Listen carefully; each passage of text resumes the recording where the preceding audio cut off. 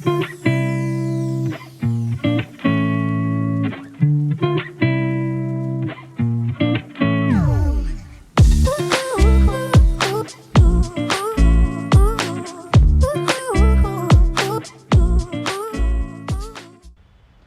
plant lovers, here is Rahul Rao from Horticulture Rejuvenation. Hopefully you are doing well और Covid का vaccine आप लगा चुके होंगे। आज मैं फर्टिलाइज़र्स के साथ आया हूँ और आज हम देखेंगे कि फर्टिलाइज़र यूज़ कैसे करना है, कब करना है और फर्टिलाइज़र यूज़ करने के पहले क्या क्या ज़रूरी है। So let's begin. तो आज आप यहाँ देख सकते हैं कि मैंने काफ़ी सारा फर्टिलाइज़र रखा हुआ है और काफ़ी सारा प्रिपरेशन करके रखा है आपको बताने के लिए, आपको दिखाने के लिए कि ये कौन कौन से फर्टिलाइज़र है मैं यूज़ करता हूँ और कुछ एसेंशियल चीज़ें हैं फर्टिलाइज़र्स के बारे में। तो हम फर्टिलाइज़र यूज़ करने के पहले कुछ चीज़ें मैं डिस्कस करना चाहूँगा जो बहुत इंपॉर्टेंट है। कई बार मुझे इंस्टाग्राम में क्वेरीज आती है डायरेक्टली कि ये प्लांट है ग्रो नहीं हो रहा है, फर्टिलाइज़र डालना है, क्या डालना चाहिए। तो सीधा आप फर्टिलाइज़र्स पे कूदें, मैं उसके पहले कुछ चीज़ें बताना चाहता हूँ जो फर्टिलाइज़र के पहले ज़रूरी है। फॉर एन एग्ज़ाम्पल, आपने एक प्लांट लेके आया और उसके पहले ज़रूरी क्या है, पॉट सिलेक्ट करना ज़रूरी है। किस प्लांट के लिए कौन किस साइज़ का पॉट होना चाहिए बहुत इम्पॉर्टेंट होता है। अगर आप जैसे यहाँ पे एक इक्ज़ोरा का प्लांट रखा हुआ है, इस प्लांट को मैंने करीब 10-12 इंच के पॉट में लगाया है, करीब 3 साल पुराना है, बहुत अच्छे से ग्रो हो रहा है। तो पॉट सिलेक्शन बहुत इंपॉर्टेंट रहता है, जब भी आप प्लांट लाएँ तो एक सही पॉट सिलेक्ट करिए। उसके बाद आती है कि सॉइल मिक्स क्या होना चाहिए। Soil mix is also an essential part for plant. तो ज़्यादातर सॉइल मिक्स, एक बैलेंस सॉइल मिक्स की बात करें तो आप 50% अराउंड सॉइल ले लीजिए, 20-25% सैंड। फ्लावरिंग प्लांट है तो आप बोन मील डाल सकते हैं। उसके बाद कुकोयर है तो वर्मी कंपोस्ट डालिए। तो एक अच्छा सा सॉइल मिक्स बना लीजिए और प्लांट को प्लांट करिए। तो 2 एसेंशियल चीज़ मैं कवर कर चुका हूँ। पॉट और सॉइल मिक्स इम्पॉर्टेंट है अगर आप प्लांट कर रहे हैं तो। उसके बाद आता है सनलाइट एंड वाटर। आपने प्लांट लगा दिया तो सही जगह प्लेस करना बहुत इंपॉर्टेंट है, सही सनलाइट देना बहुत इंपॉर्टेंट पार्ट है। तो जैसे इसको 3 से 5 घंटे की सनलाइट मिलती है डायरेक्ट। टेम्परेचर मैटर करता है, सीज़न मैटर करता है। तो अभी अराउंड 3-4 घंटे की अभी सनलाइट मिल रही है, ग्रो अच्छा कर रहा है, ब्लूम कर रहा है। तो जैसे इस इक्ज़ोरा प्लांट की मैं बात कर रहा हूँ कि इतनी सनलाइट चाहिए। और वाटरिंग की बात करें तो 1/2 to 1 इंच चेक करके मैं देता हूँ पानी। मॉनसून है अभी तो पानी तो इसे मिल जा रहा है। अगर मॉनसून नहीं रहता तो 1/2 to 1 इंच इसको ड्राई होने देते हैं, उसके बाद पानी डलता है इसमें। तो मैंने ये एसेंशियल चीज़ें आपको बताई है। 4 एसेंशियल चीज़ है फर्टिलाइज़र डालने के पहले आपको ये चीज़ बेसिक चीज़ है, ये करनी इम्पॉर्टेंट है, क्योंकि आप डायरेक्ट फर्टिलाइज़र पे नहीं कूद सकते। आप प्लांट लाए हैं, 1-2 महीना ग्रो होगा, उसके बाद ही आप फर्टिलाइज़र डालेंगे। क्योंकि इम्पॉर्टेंट पार्ट ये है, जैसे आप प्लांट ग्रो कर रहे हैं अगर और आप फर्टिलाइज़र डालने की बात कर रहे हैं, अगर आप सही सनलाइट नहीं प्रोवाइड कर रहे हैं, सही वाटर नहीं दे रहे हैं, सही सॉइल मिक्स प्रोवाइड नहीं किया हुआ है आपने और सही पॉट नहीं है, तो प्रॉब्लम करेगा आपका प्लांट। वेल ड्रेन्ड सॉइल चाहिए तो उसे वेल ड्रेन्ड सॉइल चाहिए। अगर आप नहीं प्रोवाइड करेंगे तो प्लांट स्ट्रगल करेगा, आप कितनी भी फर्टिलाइज़र डाल लो। तो ये बहुत इंपॉर्टेंट पार्ट है, मैं ज़्यादा डिस्कस करते देखता नहीं हूँ। तो मैं I wanted to tell this thing that first do these things, उसके बाद आप फर्टिलाइज़र्स पे आइए। तो हम फर्टिलाइज़र्स पे आएंगे, पर मेरा एक पुश रहेगा इन चीज़ों पे, क्योंकि क्वेरीज स्टिल आती हैं। तो ये बेसिक चीज़ करना इम्पॉर्टेंट है। उसके बाद हम आते हैं फर्टिलाइज़र्स पे कि हमें कैसे यूज़ करना है। तो हम बात कर रहे थे कि पहले कुछ चीज़ें कर लेना है, उसके बाद फर्टिलाइज़र यूज़ करना है। तो बेसिकली मैं एक चीज़ बताना चाहता हूँ कि बेसिक है, बिगनर हैं, तो एक बेसिक फर्टिलाइज़र ऑर्गेनिक की बात करो, वर्मी कंपोस्ट डाल सकते हैं, बेझिझक डाल सकते हैं कोई भी प्लांट्स में।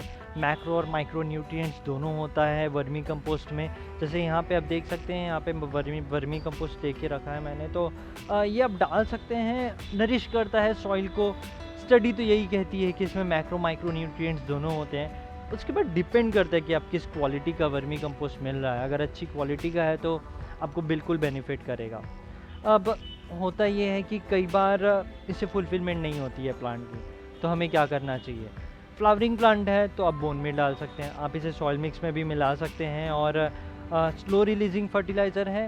आपको ये समझना है कि ऑर्गेनिक फर्टिलाइज़र और इनऑर्गेनिक फर्टिलाइज़र की बात करें, ये आपको समझना है कि अगर हम ऑर्गेनिक फर्टिलाइज़र की बात कर रहे हैं तो ऑर्गेनिक फर्टिलाइज़र ज़्यादातर स्लो रिलीजिंग होते हैं। तो जैसे हम बोन मील लिए तो स्लो रिलीज़ करेंगे अपनी न्यूट्रिएंट्स।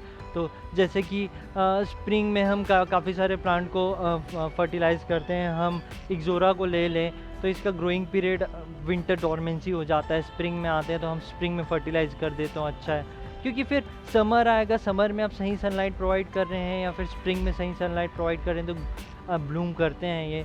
तो वहाँ पे आपको ध्यान रखना है। अगर आप अगर सही टाइम पे अगर इसे फर्टिलाइज़ करें प्लांट को तो वो एक अच्छा बेनिफिशियल प्रोवाइड करता है ब्लूमिंग में या फिर उसके ग्रोथ में।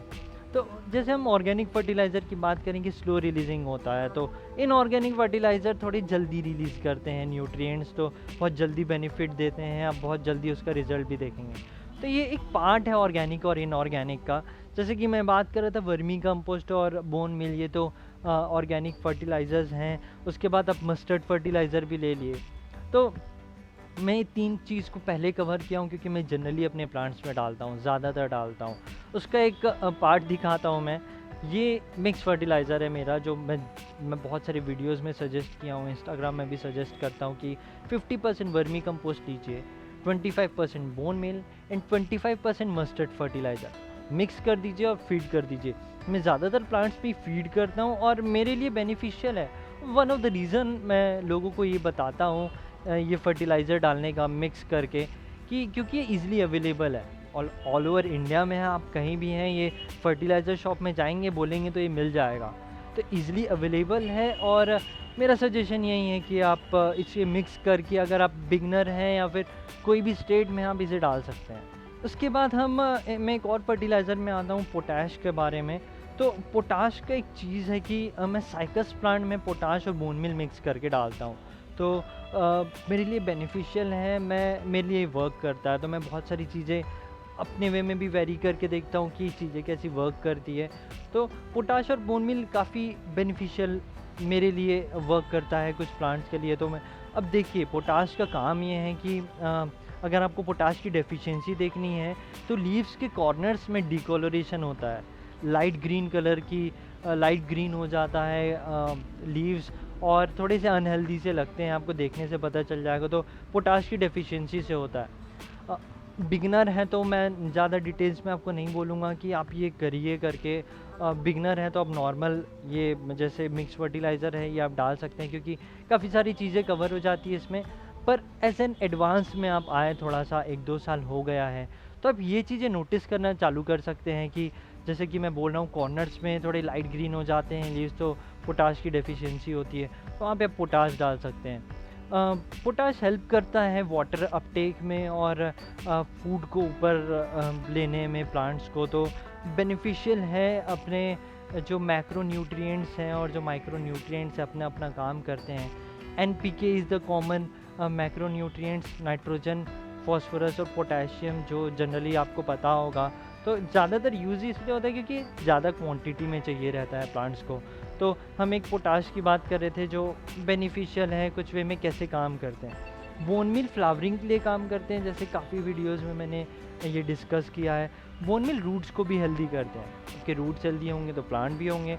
स्लो रिलीजिंग है, आपको समझना है कि अगर आपको फ्लावरिंग चाहिए, अगर आपको पता है कि अभी ग्रोइंग पीरियड में आए हैं, तो आप फर्टिलाइज़ कर दीजिए, 1 महीने बाद फ्लावर करेगा, पर आपकी प्रिपरेशन पहले होनी चाहिए।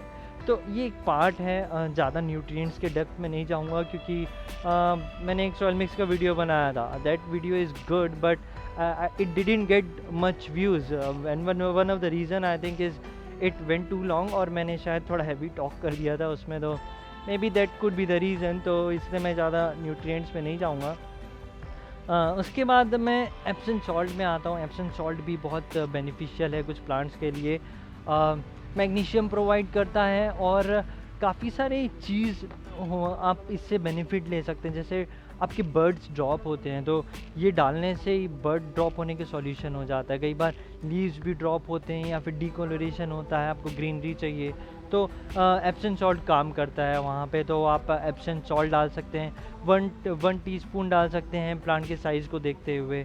तो Epsom salt is also one of the beneficial fertilizer for plants, so आप यहाँ एप्सम सॉल्ट डाल सकते हैं। उसके बाद मैं एक इनऑर्गेनिक फर्टिलाइज़र में आऊँगा, ग्रो मोर के बारे में।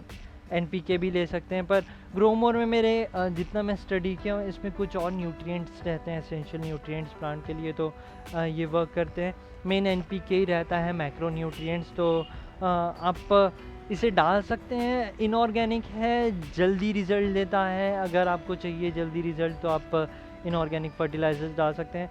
इनऑर्गेनिक में one of the fertiliser that he use is grow more, तो काफ़ी लोग, काफ़ी बड़े इंस्टीट्यूट्स ने इसे प्रिफर किया हुआ है, तो आप इसे बिल्कुल डाल सकते हैं। उसके बाद एक और फर्टिलाइज़र की बात करूँगा, ये एग का एगशेल्स है, तो एगशेल्स में मैंने क्रश किया हुआ है, तो मैं कई बार एगशेल्स भी थोड़े मिक्स कर देता हूँ दूसरे फर्टिलाइज़र्स के साथ, तो कैल्शियम देता है, कॉमन है, तो आप समझ रहे हैं न्यूट्रिएंट्स लगते हैं प्लांट्स को, तो आप ये फर्टिलाइज़र दे सकते हैं। These are the basic fertilisers that I use.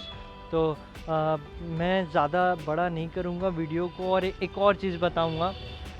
ये एक कंटेनर है, इसमें मैं ड्राइड लीव्स और स्टेम्स को कलेक्ट करता हूँ। तो इसमें एक चीज़ है कि मैं जब इसमें कलेक्ट करता हूँ तो जैसे 6 महीना 1 साल तो आप इसमें लीव कलेक्ट करने में ही लग जाएगा आपको, क्योंकि अगर आप डालते हैं लीव्स तो वो नीचे जाते जाते हैं। आप ऊपर नीचे भी कर दीजिए कुछ टाइम में, तो उसे तो अंदर दब जाते हैं। तो आप 6 महीना 1 साल तक कलेक्ट करिए, फिर 6 महीना या फिर 1 साल आप उसे छोड़ दीजिए, तो इतने फर्टिलाइज़र बन जाते हैं। मैंने इंस्टाग्राम में शेयर भी किया है इससे पहले कि आप 1-2 सीज़न आराम से निकाल सकते हैं, इतने फर्टिलाइज़र बन जाते हैं। अगर इतने बड़े कंटेनर में आप इसे बनाते हैं तो बीच बीच में मैं कोको कॉयर भी डाल देता हूँ, कई बार थोड़ी बहुत सॉइल भी डाल देता हूँ।